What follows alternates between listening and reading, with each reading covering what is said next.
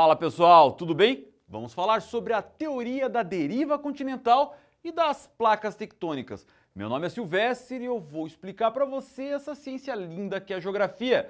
Vamos falar então sobre deriva continental, placas tectônicas, afinal, o que é isso afinal? Bom, quando a gente percebe que existem terremotos, vulcões, nós temos a ideia de que as placas tectônicas estão se chocando, se batendo, se separando, mas afinal, o que é isso? Na verdade, a gente tem que dividir essa ideia de placas tectônicas em duas partes: a teoria da deriva continental e a teoria das placas tectônicas, porque elas foram feitas em épocas diferentes, mas uma complementa a outra. Vamos começar pela deriva continental.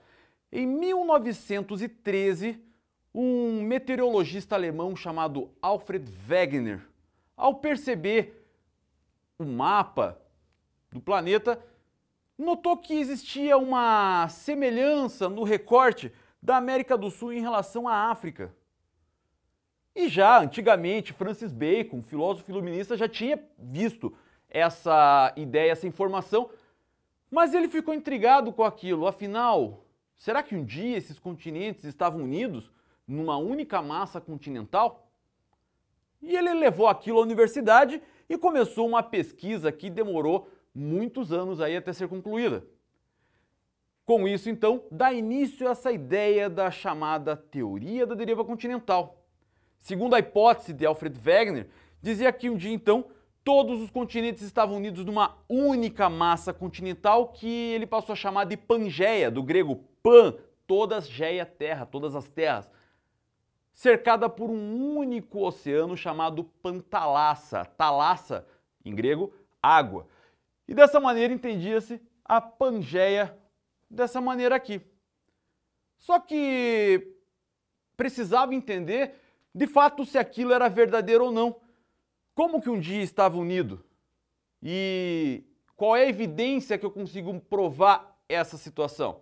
Assim, acaba acontecendo que durante muitas pesquisas ele vai melhorando essa sua hipótese até chegar de fato num argumento científico. Então ele foi atrás, para começar, das suas evidências paleontológicas. Segundo estudos de geocronologia, poderia-se ter a ideia de que há cerca de 500 milhões de anos esses continentes estavam unidos nessa única massa continental.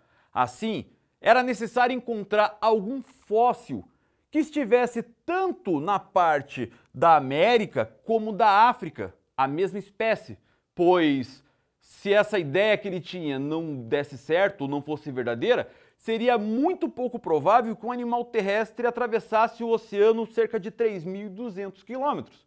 Então, para que houvesse um mesmo fóssil, a mesma espécie de um animal, seria necessário que esses continentes um dia estivessem unidos.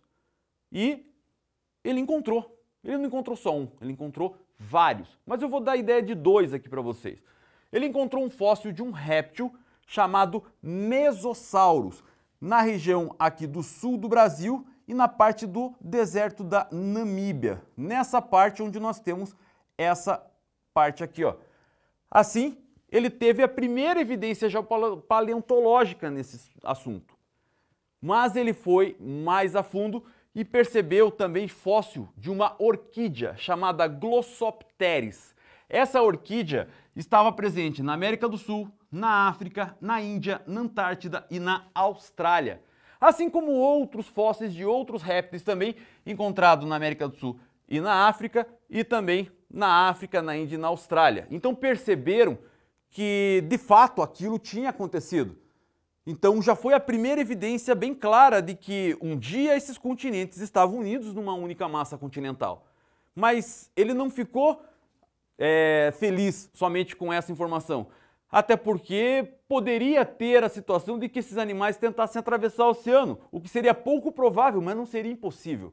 Assim, deu-se então a pesquisa da geopaleoclimática. A paleoclimática, que é o estudo da vida e do clima há milhões de anos atrás, começa a ser feito essas pesquisas e ele percebeu, aquele meteorologista alemão, Alfred Wegener, percebeu que existia áreas de glaciação em partes do sudeste brasileiro, chegando até o nordeste, em áreas aqui já da região equatorial africana, partes da Índia, da Austrália e da Antártida, fazendo com que se imaginasse, se tivesse a ideia de que há muito tempo atrás essas áreas estavam sob região polar e hoje está em área equatorial e tropical. Portanto, houve movimento dos continentes. Assim, nós temos a segunda evidência e a partir de agora sim nós temos a teoria pronta, que de fato, há 500 milhões de anos atrás, surge o Pangeia. E com o tempo, há cerca de 200 milhões de anos atrás, esse Pangeia se divide e formam duas grandes massas continentais, ao norte, Laurásia, ao sul, Gondwana. E há cerca de 130 milhões de anos atrás, no período Jurássico da Era Mesozoica, nós temos a divisão da América do Norte e da Eurásia, da América do Sul com a África, da Oceania com a Antártida e dessa maneira acaba há 70 milhões de anos atrás formando os continentes tal qual nós conhecemos hoje. E ele apresentou isso na universidade, foi muito bem recebido, mas faltou informações. Afinal, que energia, que força fez com que esse continente, supercontinente, começasse a se dividir e formar os continentes atuais? Ele não chegou a pesquisar isso. A teoria da deriva continental só prova que um dia os continentes estavam unidos numa única massa continental e depois se separou, mas não houve aí pesquisa sobre as forças. Só que em 1930, Alfred Wegener acabou falecendo. E essa ideia da deriva continental ficou esquecida há um certo tempo, até chegar entre a década de 50 e 60, dois cientistas americanos, Robert Palmer e Donald Mackenzie, começam a retomar essas ideias e buscar justamente que forças fizeram com que esses continentes um dia se separassem. E foram buscar então fotos de satélite, começaram a buscar pesquisas de idade dos fundos do oceano e começaram a perceber também a estrutura interna da Terra sobre o modelo geoquímico. Assim, começa a se perceber que existiam movimentos, forças físicas no interior da Terra, mais precisamente no manto, na astenosfera, na parte do manto superior. Assim, percebe-se então um movimento físico conhecido como convecção. Afinal, o que é convecção? Quando um determinado fluido ganha e perde densidade, ele faz um movimento. Trocando em miúdos, vamos entender aqui. O magma que está aqui no manto, ele chega próximo aqui da crosta e ele fica mais frio. Ficando mais frio, ele vai ficar mais denso. Mais denso, ele vai ficar mais pesado e ele vai para o interior da Terra. Então ele vai fazer seu movimento de descida. Quando ele chega aqui perto do núcleo externo, que vai estar mais quente, ele vai ganhar aí mais temperatura, vai perder a densidade, vai ficar mais leve e a tendência dele é subir. Então este movimento nós chamamos de movimento convectivo.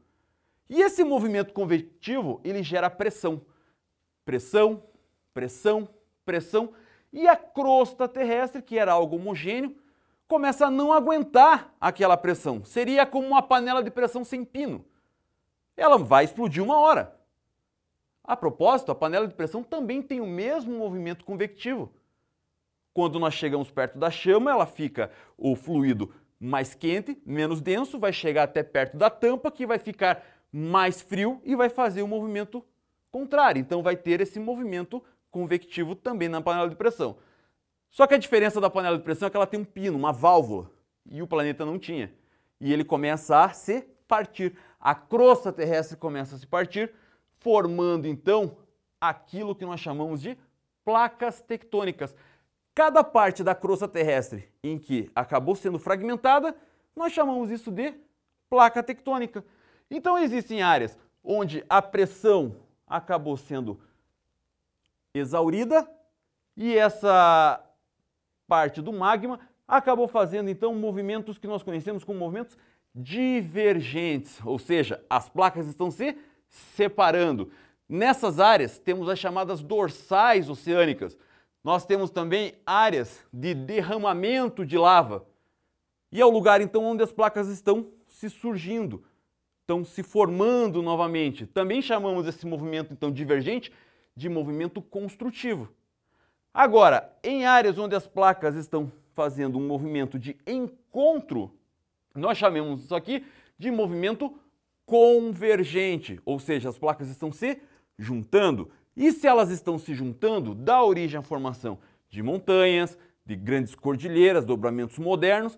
Também vai acontecer terremotos, áreas vulcânicas devido à pressão interna ali. Mas também chamamos esse movimento convergente de movimento destrutivo. Por que destrutivo da Terra? Porque a crosta vai fazer uma subducção, ou seja, um mergulho de parte dela no manto. E essa parte aqui, ó, vai ser fundida, vai derreter, vamos dizer assim, e vai se transformar novamente em manto. Por isso nós chamamos também isso de movimento destrutivo. Há também outro movimento que a placa tectônica faz, que é o movimento transformante, ou movimento conservativo, que é quando as placas elas fazem um deslize lateral, simplesmente. Ela não causa nem construção, nem destruição, mas ela gera diversos abalos sísmicos ali, muito relevantes, ok? Dessa maneira, eles conseguiram perceber, através da estrutura da Terra, desses movimentos convectivos, que as placas estavam ali, então, se separando, se juntando, dando origem a toda uma formação que nós conhecemos hoje. Robert Palmer e Donald Mackenzie, então, percebem 15 placas diferentes em todo o planeta. E essas placas, algumas delas formando o movimento de separação, outras fazendo o movimento de junção, outras deslizando lateralmente, dando origem a todo o movimento tectônico, todo o processo vulcânico e todos os modelamentos internos que o planeta acaba fazendo sobre o relevo. Dessa maneira, então, nós temos a teoria da deriva continental, que mostrou que um dia os continentes estavam unidos e depois se separaram, e logo em seguida temos a teoria das placas tectônicas, que mostram as forças, de fato, que fizeram com que esses continentes se separassem um dia. Eu vou sair de cena. Quando eu sair de cena, você vai tirar aquela foto, você vai dar aquele print para você, manda ver aí nos estudos, beleza? Muito obrigado por ter assistido essa aula até aqui. Tchau, tchau!